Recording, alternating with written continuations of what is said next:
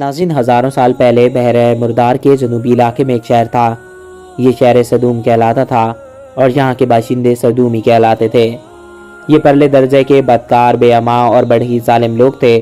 وہ ہر کمزور پر ظلم کرتے اور نو عمر، غریب اور مسافر لڑکوں کے ساتھ بدفعلی کرتے، اور ان کی ہدایت کے لیے اللہ تعالیٰ نے حضرت لوط علیہ السلام کو اپنا رسول چنا۔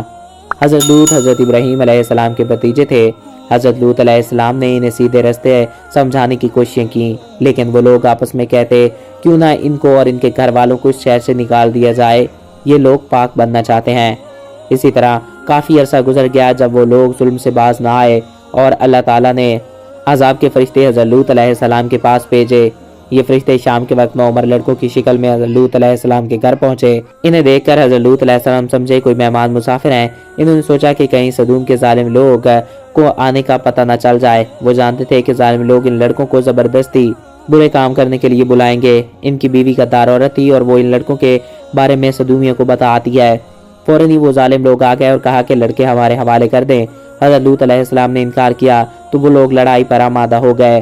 حضرت لوط علیہ السلام کہنے لگے کاش میرے پاس مقابلے کی طاقت ہوتی۔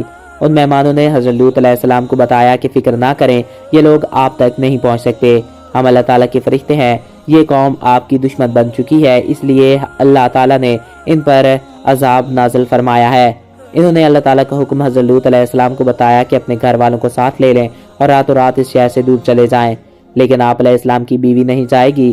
حضرت لوط علیہ السلام گھر والوں کو ساتھ لے کر نکل آئے اور غدار بیوی کو کچھ نہ بتایا۔ حضرت لوط علیہ السلام اور ان کے ساتھی تیزی سے چل پڑے۔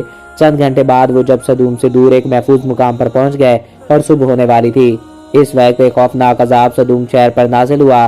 یہ ایسی ڈراؤنی چنگھاڑ تھی جیسے کوئی آتشی فشاں پھٹ پڑے۔ زلزلے نے سارے شہر کو الٹا دیا، اس کے ساتھ ہی پتھروں کی بارش شروع ہوئی اور سارا صدوم اچانک ہی سارا صدومی اس کی زد میں آ گیا۔ یہ سارا عذاب اتنا اچانک آیا کہ ان نافرمانوں ظالموں کو بچ نکل کر بھاگنے کی مہلت ہی نہ مل سکی اور وہ مارے گئے، اور ان میں حضرت لوط علیہ السلام کی غدار بیوی بھی ہلاک ہو گئی۔ حضرت لوط علیہ السلام اور ان کے ایمان والے ساتھی اس عذاب سے بالکل محفوظ رہے۔ حضرت لوط علیہ السلام کی قوم بہت برے کام کیا کرتی تھی۔ یہ لڑکیوں کو چھوڑ کر لڑکوں کے پیچھے بھاگا کرتے تھے اور اسی وجہ سے ان کے اوپر اللہ تعالیٰ کا عذاب نازل ہوا۔